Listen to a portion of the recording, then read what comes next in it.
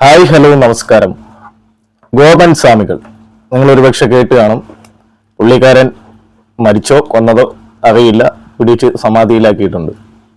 അപ്പോൾ സമാധി എന്ന് പറയുന്ന അതിലെ ഏറ്റവും വലിയ കോമഡി ആയിട്ടുള്ളൊരു സംഭവം എന്ന് വെച്ച് കഴിഞ്ഞാൽ, ഒരാൾ സമാധിയാവാൻ പോവുകയാണ്.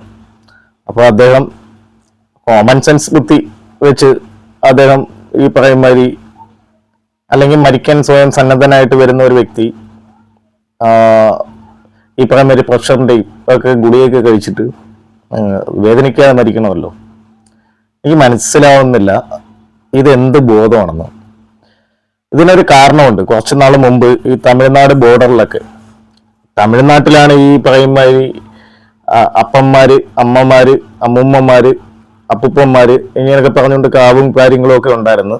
ഒരു ഇടക്കാലത്ത് എന്താ പറയുന്നത്, ഈ മധ്യ കേരളത്തിലും ഒക്കെ ഉണ്ടായിരുന്നു. മധ്യ കേരളം വരെയൊക്കെ ഉണ്ടായിരുന്ന ഒരു സംഭവമാണ് ഈ അപ്പൂപ്പൻ ആചാരം. അതായത് അപ്പൂപ്പനെ പിടിച്ച് സമാധി ഇരുത്തുക. ഇതിൽ 90% കൊലപാതകം തന്നെയായിരുന്നു.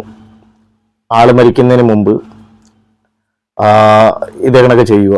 ശരിയാണ്, ഒരു ഡെഡ് ബോഡി എടുക്കാൻ നേരത്ത് ആ ഡെഡ് ബോഡിയുടെ അവകാശം ആ വീട്ടുകാർക്കാണ്. അപ്പോൾ വീട്ടുകാരെന്നുള്ള രീതിയിൽ ഡെഡ് ബോഡിയുടെ അവകാശം വീട്ടുകാർക്കാണ്. പക്ഷെ ഒരു ഡെഡ് ബോഡിക്ക്, അസ്വാഭാവികമായി മരിക്കുന്ന ഒരു വ്യക്തിയുടെ ഡെഡ് ബോഡിക്ക് കിട്ടേണ്ട കുറേ മര്യാദകളുണ്ട്, അല്ലെങ്കിൽ അവർക്ക് കിട്ടേണ്ട കുറേ അവകാശങ്ങളുണ്ട്. ആ ഡെഡ് ബോഡിക്കുള്ള അവകാശം, അത് മരിച്ചു കഴിഞ്ഞാൽ അത് ഒരിക്കലും, അല്ലെങ്കിൽ സമാധിയായ വ്യക്തിക്ക് പിന്നെ ആ ബോഡിയിൽ ഒരവകാശമില്ല.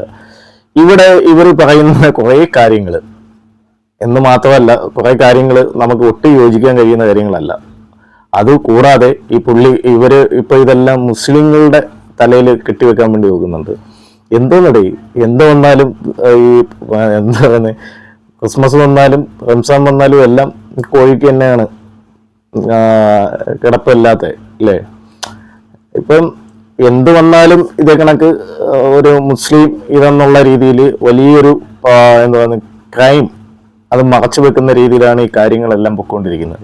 ഇവരെ ന്യായീകരിക്കുന്ന സമാധി എന്നുള്ള രീതിയൊക്കെ ന്യായീകരിക്കുന്നവരൊക്കെ ഓക്കെ. ഇവിടെ എത്രയോ പ്രധാനപ്പെട്ട മനുഷ്യരെ സമാധിയായെന്ന് പറഞ്ഞുകൊണ്ട് നമുക്കറിയാം, തലയിൽ ഇതടിച്ചുമൊക്കെ പൊട്ടിച്ച് കൊന്ന വ്യക്തികൾ ഇവിടെ സമാധിയായെന്നാണ് പറയുന്നത്. നമുക്കതിൻ്റെ ചരിത്രങ്ങളും കാര്യങ്ങളൊക്കെ ഇപ്പോൾ തലയിൽ തേങ്ങ അടിച്ച് കൊന്ന് വ്യക്തികൾ വരെ ഇവിടെ സമാധിയായെന്ന് പറയുന്ന ഒരു കാലഘട്ടമാണ്. അപ്പോൾ ഇതിനകത്തൊക്കെ ഒരുപാട് ദുരൂഹതകൾ നിറഞ്ഞു നിൽപ്പുണ്ട്. എന്തായാലും ഈ ഗോപൻ സ്വാമിയുമായിട്ട് ബന്ധപ്പെട്ട് ഈ പറഞ്ഞ മത തീവ്രവാദികളെ അസഭ്യം പറയുന്ന ഒരു രംഗം ഇന്ന് വന്നിട്ടുണ്ടായിരുന്നു. ഈ പറഞ്ഞ സർക്കാരിൻ്റെ ഭാഗത്തുനിന്ന് ഇതേപോലെ നാട്ടുകാരുടെ പരാതിയിന്മേൽ, അത് ഹിന്ദു മുസ്ലിം ഒന്നുമില്ല, ആ നാട്ടുകാർ ഫുള്ള് പരാതി കൊടുത്തതിൻ്റെ പേരിൽ ഈ പറയുന്നൊരു സമാധിയായ വ്യക്തിയെ ഒരാൾക്ക് കാണാൻ പറ്റൂല എന്നൊന്നും നിയമമില്ല. അങ്ങനൊരു നിയമമില്ല. എന്നിട്ട് ഇവരുടെ വീട്ടിൽ വെച്ചിട്ട് ശരിക്കും സമാധി ആവുക എന്ന് പറഞ്ഞാൽ അതിൻ്റെ സിസ്റ്റമാറ്റിക് ആയിട്ടുള്ള രീതി എന്ന് പറഞ്ഞു കഴിഞ്ഞാൽ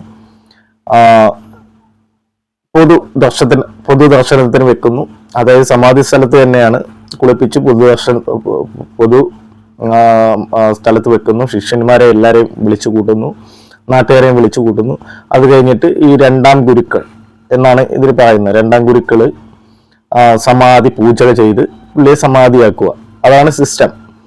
ഇപ്പൊ ഇതൊരു പുതിയ രീതിയിലേക്ക് പോയിരിക്കുകയാണ്. എന്തായാലും ഇപ്പൊ സമാധിയായാലും ആരെ കൊന്നാലും എന്തായാലും മുസ്ലിങ്ങൾക്കാണ് കിടപ്പ് ഇല്ലാത്തത്. എന്തായാലും നമുക്ക് ഇതൊന്ന് കേട്ട് നോക്കാം. ഇന്ന് ഗോപൻ സ്വാമികളുടെ മകന്റെ ഭീഷണിയും ബാക്കി കാര്യങ്ങളൊക്കെ, ബാക്കിയെല്ലാം മുസ്ലിങ്ങളുടെ കുറ്റമാണെന്നാണ് പറയുന്നത്. നമുക്കൊന്ന് കാണാം.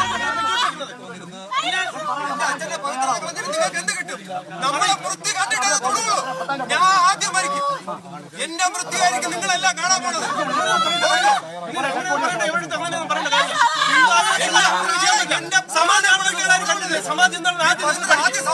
നിങ്ങളെല്ലാം പഠിച്ചിട്ട് വരും.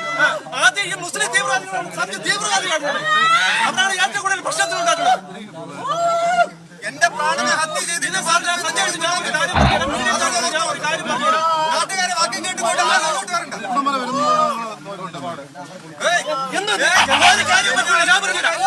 സത്യമായിട്ട് ഞാൻ പറയണമെന്ന് മനസ്സിലാക്കും. ഞങ്ങൾ എന്താണ് ഇല്ല, ഇത് ഞാൻ സത്യമായിട്ട് ഒന്ന് പറയണം. നിങ്ങളൊന്ന് മനസ്സിലാക്കിയിട്ട് നിങ്ങൾ കാര്യം പ്രവർത്തിക്കും. ഞാൻ പറയുന്നതിന് അമ്മ ഒന്ന് മിണ്ടാരി, അമ്മ മിണ്ടാരി, മിണ്ടാരി, അമ്മ മിണ്ടാരി. ഞാൻ പറയുന്നത് മനസ്സിലാക്കി. അമ്മയ്ക്ക് എന്തെങ്കിലും സംഭവിച്ചോ? ഇല്ല. ഞാൻ പറയുന്നതിന് ഒരു കാര്യം. അമ്മ ഒന്ന് മിണ്ടായിരിക്കും. ഞാൻ പറയട്ടെ. അമ്മ ഒന്ന് പറയട്ടെ. സാർ ഞാൻ ഒന്ന് പറയണമെന്ന് മനസ്സിലാക്കാത്തോ? സാർ ഞാൻ ഒന്ന് പറയുന്നത്. എന്തായാലും ഗോപൻ സ്വാമി പ്രശസ്തനായി. ഗോപൻ സ്വാമിയുടെ മകനും സമാധി സ്ഥലവും ഒക്കെ പ്രശസ്തനായി. ഇതിന്റെ ഇടയ്ക്ക് ഒരു വർഗീയ കലാപവും കൂടെ ഉണ്ടാക്കണം എന്നുള്ളൊരു ഉദ്ദേശത്തോടാണ് ഇപ്പൊ നിലനിൽക്കുന്നത്. പൊതുവെ അറിയാലോ, തിരുവനന്തപുരം ജില്ലയിൽ സംഖ്യകളുടെ എണ്ണം കൂടുതലാണ്, വളരെയേറെ കൂടുതലാണ്. ഇതിനകത്ത് മതഭ്രാന്തന്മാരുടെ എണ്ണം അതിലുവേറെ കൂടുതലാണ്. ഇത് പുതിയൊരു സിസ്റ്റത്തിലേക്ക് വരുവാണ്. ആരെയായാലും ഇപ്പം പെട്ടെന്നൊരു നിമിഷത്തിൽ നമുക്ക് ഉൾവിളി വരികയാണ്. വീട്ടിലുള്ള ആരെങ്കിലും തല്ലിക്കൊന്ന് ഇതേ കണക്ക് സമാധിയാക്കിയിട്ട് എന്ത് ക്രൈമും മൂടി വെക്കാമെന്നുള്ള ഒരു രീതിയിലേക്ക് ആരെയും വിളിക്കണ്ടല്ലോ. ഇങ്ങനെ ഇപ്പം ഈ ചെയ്താണൊക്കെ ചെയ്താൽ മതിയല്ലോ. നമ്മൾ ഗുരുക്കളെ അങ്ങ് തല്ലിക്കൊല്ലുന്നു, എന്നിട്ട് ഇതേ കണക്കിട്ട് മൂടിയിട്ട് അടച്ചു വെക്കുന്നു, എന്നിട്ട് സമാധിയാണ്, ഇവിടെ ആരും വരരുത്, സംഘം കാവലും. എന്ത് നീതിബോധമാണെന്ന് എനിക്ക് മനസ്സിലാവുന്നില്ല. ഒരിക്കലും അംഗീകരിച്ചു കൊടുക്കാൻ പറ്റത്തില്ല. ഈ അപ്പനും അപ്പൂപ്പന്മാരും ഒക്കെ ഇവിടെ നിന്നിട്ട് നാടിന് എന്ത് ഇതാണ് വന്നത്. വലിയൊരു പ്രളയം വന്നു. ഈ അപ്പനും അപ്പൂപ്പന്മാരൊക്കെ ഇരുന്നിടത്ത് വെള്ളം കയറാതിരുന്നു. ഈ ദൈവങ്ങളെല്ലാം ഇരുന്നിടത്ത് സിറ്റുവേഷനാണ് ഞാൻ ചോദിക്കുന്നത്. വെള്ളം കയറാതിരുന്നു. എത്രയോ അമ്പലങ്ങൾ മുങ്ങിക്കിടക്കുമായിരുന്നു. എന്താ ദൈവത്തെ പോലും ദൈവത്തിന് രക്ഷിക്കാൻ പറ്റത്തില്ലേ? എന്ത് ബോധമാണ് ഇത്തരം ആൾക്കാർക്ക് ഉള്ളതെന്ന് എനിക്കൊരു മനസ്സിലാവുന്നില്ല. ഇതുമായിട്ട് ബന്ധപ്പെട്ട് വീണ്ടും മതങ്ങളെ, മുസ്ലിങ്ങളെ ഭയങ്കര മോശമായിട്ടൊക്കെ പറയുകയും അത് കണക്ക് ഇവരുടെ പെണ്ണുമ്പുള്ള കുറച്ച് വേലകളൊക്കെ കാണിക്കുന്നുണ്ട്. ഒരു ഡ്രാമ, ഒരു തരം ഡ്രാമ. ഇത് കാണുമ്പം കൃത്യമായിട്ട് ഇതൊരു ഡ്രാമയാണ്. ഇവിടെ നടന്നത് ശരിക്കും പറഞ്ഞാൽ ഒരു സമാധിയല്ല, ഇത് കൊലപാതകം തന്നെയാണ്. ജീവിച്ചിരിക്കുകയാണ് ആ മനുഷ്യനെ മണ്ണിട്ട് മൂടിയതെങ്കിൽ അതിലും വലിയ പാപം, ആ മകൻ ചെയ്ത പാപം, അതെന്തുകൊണ്ട് ചർച്ചയാവുന്നില്ല? എന്താടേ, ഒരു ദൈവത്തിന്റെ പേര് പറഞ്ഞ് എന്ത് ക്രൈമിനെ നമുക്ക് കൂട്ടുപിടിക്കാം എന്നാണ്? എന്ത് നീതിബോധമാണ് ഇതിനകത്തുള്ളത്? നമുക്ക് എന്തായാലും ആ പെണ്ണുമ്പിള്ളയുടെ പെർഫോമൻസും കൂടെ ഒന്ന് കാണാം.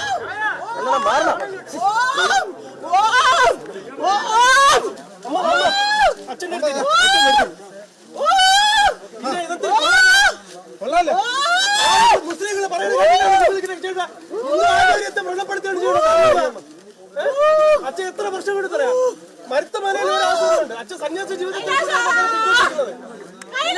എന്റെ അച്ഛന്റെ പവിത്രത കളഞ്ഞിട്ട് നിങ്ങൾക്ക് എന്ത് കിട്ടും? നമ്മളെ മൃത്യു കണ്ടിട്ടേ തൊടുള്ളൂ. ഞാൻ ആദ്യം മരിക്കും. എന്റെ മൃത്യു ആയിരിക്കും നിങ്ങളെല്ലാം കാണാൻ പോണത്. ഇല്ല അങ്ങനെ പറയണ്ടേ, എവിടെ അങ്ങനെ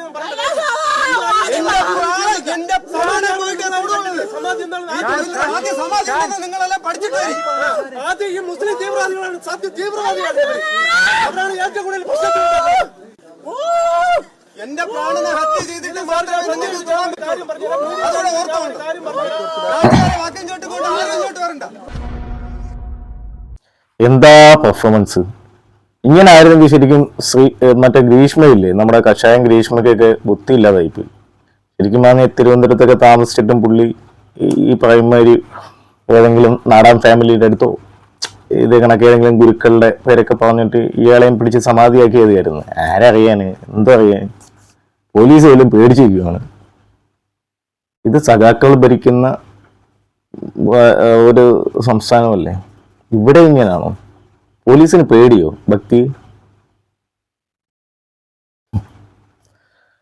നാണക്കേടാണ്, ശരിക്കും പറയുന്ന നാണക്കേടാണ്. ഇത് കമ്മ്യൂണിസ്റ്റുകാർ ഭരിക്കുന്ന ഒരു സ്ഥലമാണെന്ന് പറയുന്ന നാണക്കേട് തോന്നുന്നു.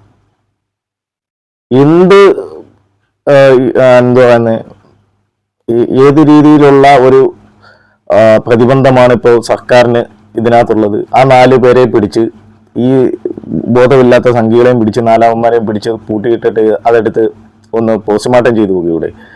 അതാ ബോഡിയുടെ അവകാശമല്ലേ? അതെന്താ മരിച്ചുപോയ വ്യക്തിയെ പോലും നമുക്ക് റെസ്പെക്ട് ചെയ്യണമെന്നുള്ള ഒരു ഇതില്ലേ? ഇനി ആ ബോഡി എടുത്ത സമാധി ഇല്ലാതാവും എന്നാണോ പറയുന്നത്? ഇവിടെ ഭൂമിയിൽ നമ്മുടെ എല്ലാ ശാസ്ത്രങ്ങളും പറയുന്നത് കണക്ക് തന്നെ ഈ സമാധി ശാസ്ത്രവും പറയുന്ന ഒരു തത്വമുണ്ട്. മരിക്കുന്നത് ഒരിക്കലും ബോഡിയല്ല, അല്ല, മരിക്കുന്നത് ബോഡി മാത്രമാണ്. അവിടെ ഇരിക്കുന്നത് ഒരിക്കലും ബോഡിയല്ല.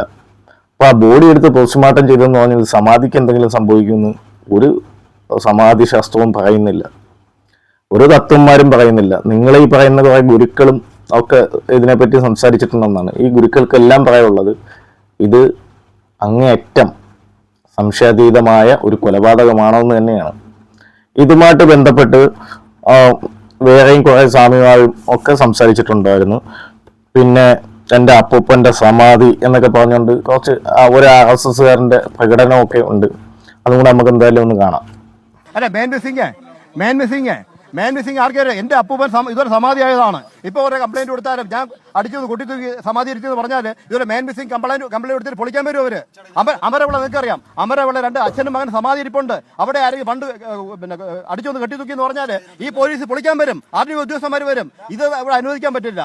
ഇതിന് ഇവർ സംസാരിക്കുന്ന ഹിന്ദു സംഘടനകളുണ്ട്, ഈ കാര്യം ഡീൽ ചെയ്ത് ഹിന്ദു ആചാര്യന്മാരുണ്ട്. അവരുടെ തീരുമാനം. ഞങ്ങൾ ഒരു കാര്യം പറഞ്ഞത് ഞങ്ങളുടെ ഭാഗം കേൾക്കാനുള്ളത് കേട്ടിട്ട് തീരുമാനം എടുക്കാൻ പറഞ്ഞു.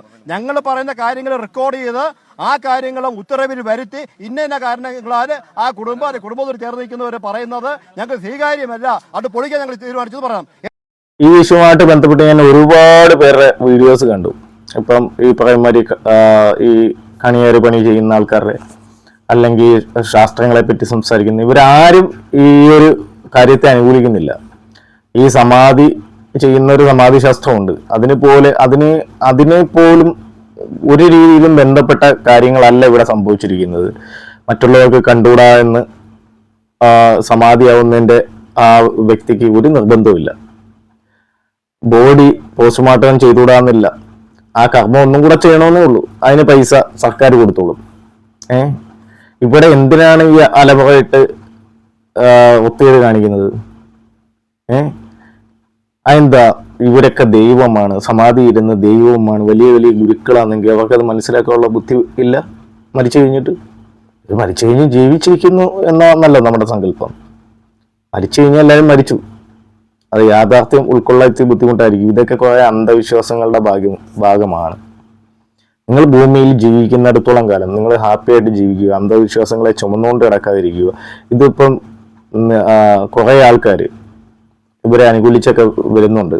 അവരോടൊക്കെ എനിക്ക് പറയാനുള്ളത്, നമ്മൾ എന്ന് പറയുന്നത് ഇപ്പൊ തോട്ട് എന്ന് പറയുന്നൊരു സംഭവം ഉണ്ട് എന്ന് തന്നെ വിചാരിക്കുക. തോട്ട് എന്ന് പറഞ്ഞു കഴിഞ്ഞാൽ നമുക്ക് ആത്മാവുണ്ട് എന്ന് തന്നെ സങ്കല്പിക്കുക. ആത്മാവും ഉണ്ട്, മരിച്ചു കഴിഞ്ഞിട്ട് ആ ശരീരത്തിൽ വസിക്കാൻ കഴിയില്ലെങ്കിൽ പിന്നെ ശരീരത്തിന്റെ പ്രസക്തി എന്താണ്? ഒന്നുമില്ല. അത് ഏത് രീതിയിലായാലും ഇനിയിപ്പോൾ അത് മൂടി വെച്ചാലും ആ ശരീരം ദ്രവിച്ച് തന്നെ പോകും അല്ലേ? അതായത് മമ്മി കണക്ക് വർഷങ്ങളെ കാത്തിരിക്കുമോ? ഒന്നും സംഭവിക്കത്തില്ല. എന്നിട്ട് എന്തിനു വേണ്ടിയാണ് ഈ ദുരാചാരങ്ങൾക്ക് വേണ്ടി ഇതുപോലെയുള്ള, അതൊന്ന് കൊലപാതകമാണോ ഇല്ലയോ എന്ന് ഇവർ പറയുന്നതിൽ എന്തെങ്കിലും യാഥാർത്ഥ്യം ഉണ്ടോ ഇല്ലയോ എന്ന് അത് പഠനത്തിന് വിധേയമാക്കേണ്ടത് തന്നെയാണ്. ഇനി ഇവര് എന്തെങ്കിലും കാര്യത്തിൽ ഇദ്ദേഹത്തെ കൊന്ന് ഈ സ്വത്ത് തർക്കത്തിലോ മറ്റോ ഒക്കെ നമുക്കറിയില്ലല്ലോ അവരുടെ കുടുംബത്തിലോ കിടക്കുന്ന സംഭവങ്ങൾ. ഈ അമ്പലവും അതുമായിട്ട് ബന്ധപ്പെട്ട് എല്ലാം ഈ തന്തപ്പടിയുമായിട്ട് ബന്ധപ്പെട്ട കാര്യങ്ങളാണെന്നാണ് പറയുന്നത്. ആ ചുറ്റുപാടിൽ മറ്റുള്ളവർക്ക് വലിയ പരിഗണന ലഭിക്കാതെ ഇരിക്കുന്നു എന്നൊക്കെയാണ് പറയുന്നത്. പൊതു രാഷ്ട്രീയത്തിലും പൊതു അഭിപ്രായത്തിലും ഒക്കെ ഈ പറയുന്ന അവിടുത്തെ മരണത്തെ ദുരൂഹത ഉണ്ടെന്നാണ് പറയുന്നത്. ആ സാഹചര്യത്തിൽ ഇത് കോമഡിയായിട്ട് നമുക്ക് കണക്കാക്കും. ആ സാഹചര്യത്തിൽ ഇന്നത്തെ കാലത്ത് ഇത്തരം തലയ്ക്ക് സുഖമില്ലാത്ത ആൾക്കാർ ജീവിക്കുന്നുണ്ട് എന്നുള്ളതിൽ അങ്ങേയറ്റ അഭിനയമാണ്. കഷ്ടം തന്നെ.